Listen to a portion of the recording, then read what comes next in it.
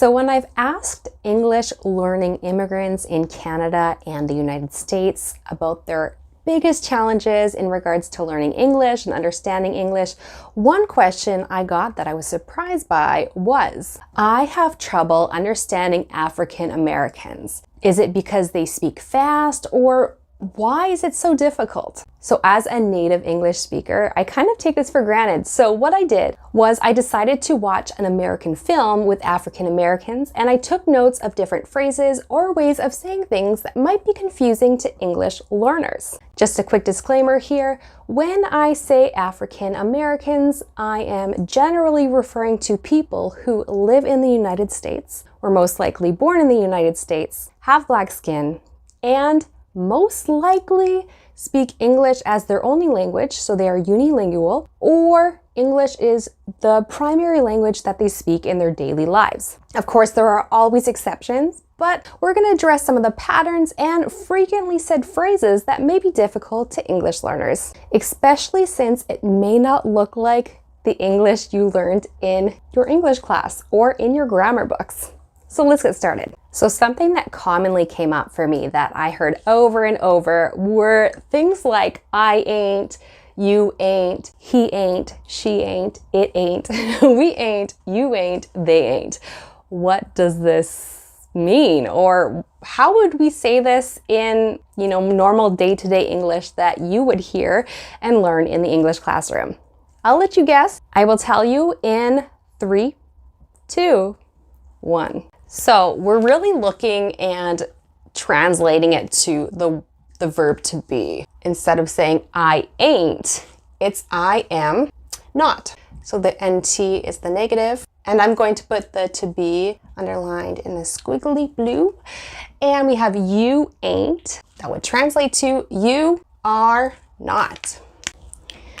So you ain't going to the event tonight. You are not going to the event tonight. Next, I think it's pretty self-explanatory, but he is not. We are not. You ain't, you are not. They ain't, they are not. And then we're gonna put negative in red, just so you guys can see.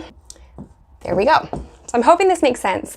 And just by knowing this simple trick, it will help you to understand a wide variety of phrases that you may hear when it comes to the verb ain't. So it is to be in the negative. Does that make sense? And another pattern of phrases that I hear would be things like it don't. So for example, it don't matter, or nobody care about me. What do you think is, I guess, grammatically incorrect about these phrases? I'll let you guess and give you 3 seconds. So 3, 2, 1. If you guess that the S from the third person singular is missing, that's it. So third person singular, it always takes an S, grammatically speaking. So it's not it don't, it is, it doesn't.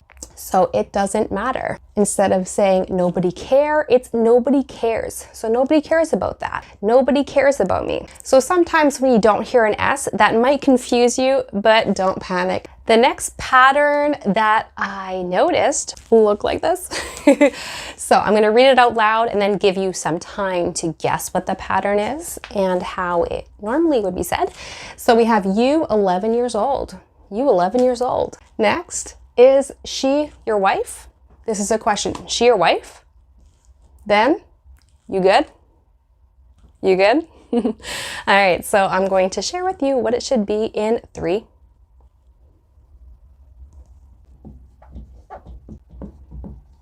So, you may have guessed it. So it's really the verb to be that sometimes gets dropped. And I don't want you to be confused by it. So instead of saying you 11 years old or you 11 years old, because it could be a question or a statement. So instead of saying you 11 years old, you can say you are 11 years old. We're stating a fact. Or you can ask and say you 11 years old? And if it's a question, then you'd say, are you 11 years old? Or are you 11? Next, instead of saying she your wife, is she your wife? So is she your wife? This is something that sometimes I will even do as a native English speaker. So I will sometimes drop it if it's a question, the verb to be. So I'm gonna be like, you okay? You sad? you know. So it is something that you will see among other native English speakers as well. So instead of saying you good, you can say, are you good? And again, this is something that sometimes I will also do when I speak with other English speakers. So does that make sense? Let me know if there are any other phrases or expressions that you've heard, and I will try to do my best to help you understand what it actually means. Hey, did you know that I have a completely free English newsletter where I deliver exclusive tips and resources directly to your email? If this is something that interests you, check the description down below to sign up through the link. Another pattern that I've realized is that it's very common that instead of using ing with the ing sound, they will sometimes cut it short and say in. So thanks for being there. What you doing? Again, this is something that all sorts of English speakers will say or pronounce, but it can also throw you off if you are used to ing and you're like, what's being? What's being? It's being. But being is fine. Just a little trick if this pronunciation confuses you. This is something that I hear very often, and that is, I got my hair did. I got my hair did. And it should be done if we want to be grammatically correct. So I got my hair done, but I got my hair did.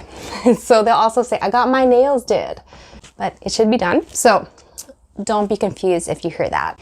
Another thing that may be confusing for English learners is hearing statements like, you got a moment. So got, what it actually means is have. And this is something that English speakers, like native English speakers all around might do, is just kind of drop the do. So do you have a moment, or do you got a moment?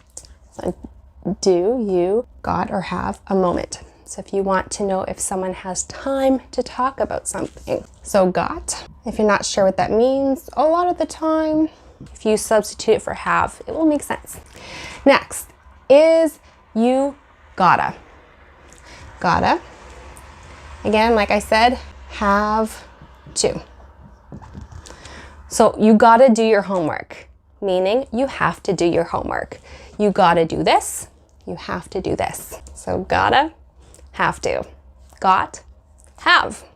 Now we're going to practice what you've already learned. So I ain't gonna do that no more. What do you think that means? So I'll give you 3 seconds to guess. So we have 3, 2, 1.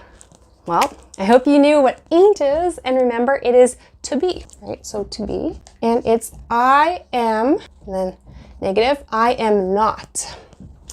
Gonna. I haven't told you what gonna is, but gonna means going to. Going to. So gonna, you might see it with an O, and that is short for going to.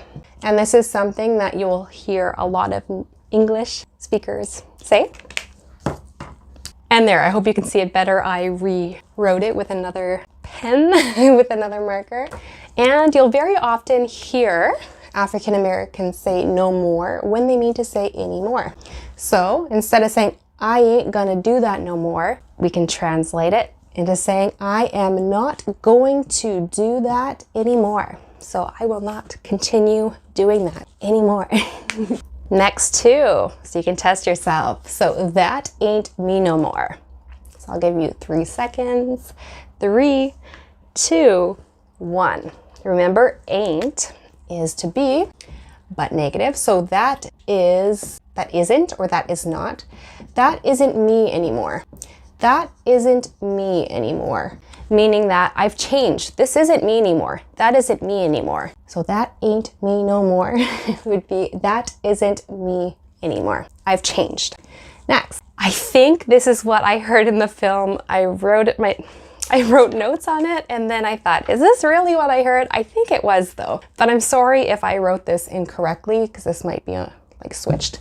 But ain't no be no more. And I'm gonna put something else like partying because I can't remember what the context was. So I'll give you 3 seconds to guess what it means. So 3, 2, and 1. So ain't is isn't. And I think think the best way to translate it would be there, instead of saying isn't be no more, it would be more like there won't be any more partying. So I know I said that ain't is usually to be, but the fact that there's be already, I would say it should be won't. That makes more sense. So ain't no be no more. Ain't be no more. I can't remember how I said, but it would be there won't be any more partying. So that's enough. Ain't no be no more. ain't be no more. Something like that. But anyways, it would be, I think it was her parents talking about how there's no more spelling bee or no more partying or there's no more something. Or if we want to stay true to the ain't being to be, you can say there is no more partying or there is no more spelling bee. There is no more, like it's finished. So I'm hoping that makes sense. I'm doing my best in trying to translate it in a way that an English speaker who is not African American would understand it to be. And I'm hoping this gives you confidence to better understand English speakers around you. If you like these kind of videos, feel free to subscribe. If you want to work on your pronunciation, there's a video here. Or if you want to work on English mistakes that you might possibly be making, check out this playlist right here. In the meantime, take care and bye-bye.